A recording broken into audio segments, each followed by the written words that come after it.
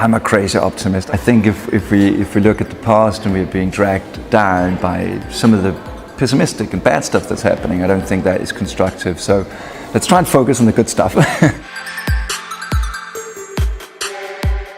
REI that did this campaign about opting outside. This was in the midst of Black Friday. So when all the other brands say, go shop and stuff, they said opt outside. And it really made sense because it's an outdoor clothing company. So of course everybody in that target group loves the outdoors. And when I saw that a couple of years ago, the first time in award shows, I kind of liked the concept because it went against the kind of, consumption drive. But what I really loved the second year was actually that, first of all, they continued the initiative. So it wasn't just a little tricky campaign, it's actually something, it's a platform, it's something they're working on, they really want to change. But what also happened was that they actually got more than 2 million people to pledge to go outside, and the US state parks opened up their parks and actually saw more people going out there and enjoying nature. Small bank in the middle of the Baltic Sea, and they care a lot about the Baltic Sea. It's kind of, the Baltic Sea is kind of like a bit like the Mediterranean. It's been polluted and it's, So the bank cared a lot about the Baltic Sea and climate change and all that stuff.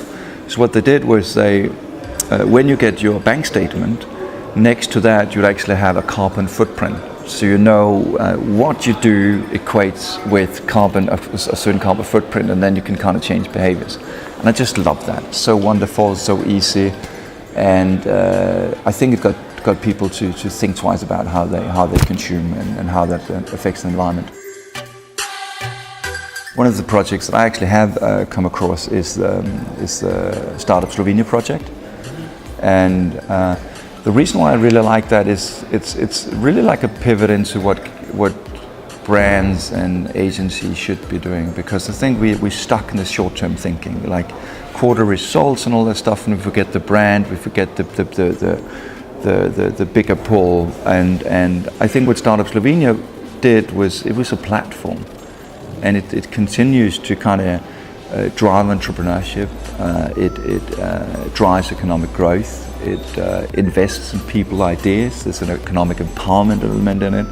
And in that way, I really do love it. And I had an opportunity to check in with the team behind it. And I think right now they are in talks with exporting it into Serbia.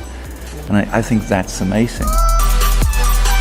Whether you do it in a professional career or whether you do it as a brand, I think it kind of needs to be authentic, right? So it's interesting because, unfortunately, I think one of the misconceptions about Goodvertising is that it has to do with charity.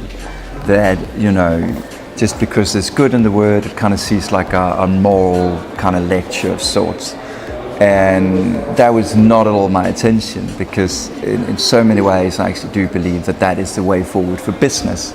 So if you want to have a business in 5 to 10 years' time, it's not a question whether you want to kind of turn your brand in that direction. You've got to turn your brand in that direction. So for me, it's much bigger than just a do good thing. It is actually about, how do we turn businesses more sustainable?